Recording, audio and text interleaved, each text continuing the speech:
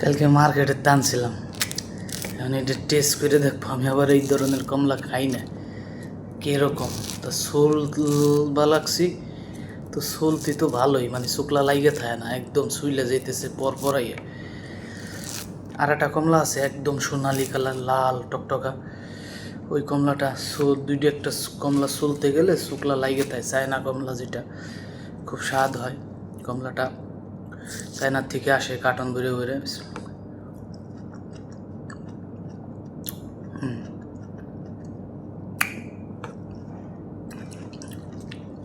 এই কমলাটা কোন দেশের জানি না, তবে কমলাটা মোটামুটি মিষ্টি আর কি।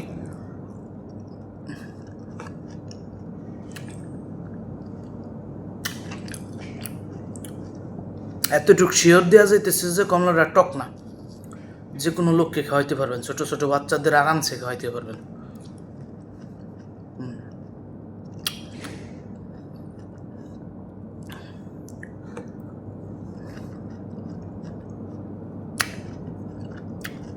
ফাইন, কমলাটা টক না, অতিরিক্ত মিষ্টি নেই, রস ভরা।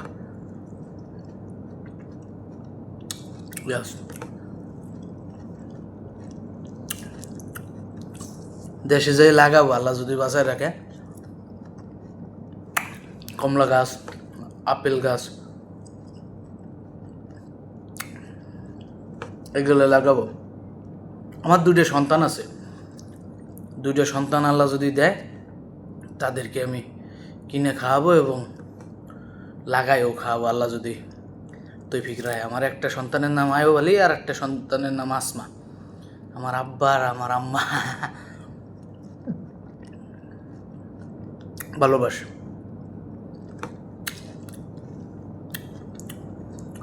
ছোটবেলার তো যাই কামাই করতেছি তাগই দিতেছি, নিজের বলতে কোনো চাওয়া পাওয়া নাই, সব বাপ মারাতে দেই। সংসার চালাইতেছে, পরিবার নিয়ে ঠিকঠাক আছে। তিনটে বোন বিয়ে সাথে দিছে, অনেক টাকা ঋণ ছিলাম সেগুলো শোধাইতেছে।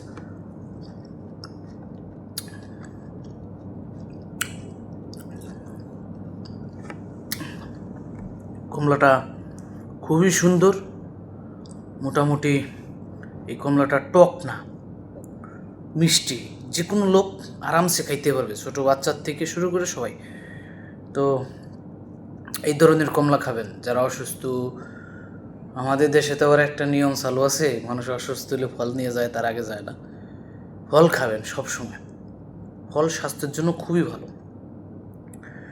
ফল, যে কোনো ফল পাকড়া স্বাস্থ্যের জন্য, মহিলাদের, বিটাদের, ছেলেদের, মানে মানুষ বলতেই স্বাস্থ্যের জন্য খুবই ভালো। এগুলো আল্লাহর নিয়ামত, আল্লাহ পাক দিছে আমাদেরকে। মাশাআল্লাহ, খুব সুন্দর কমলাটা স্বাদ। বিচিগুলো আমি এখানে লাগানোর চেষ্টা করব, আশপাশে দেখব গাছ হয় কিনা, বুঝছেন। 4টে বিচি, 6টা বিচি পাওয়া গেছে, একটা বিচি নষ্ট হয়ে গেছে। আমি চেষ্টা করব এখানে লাগানোর জন্য। ময়লাটা ফেলাই দিই।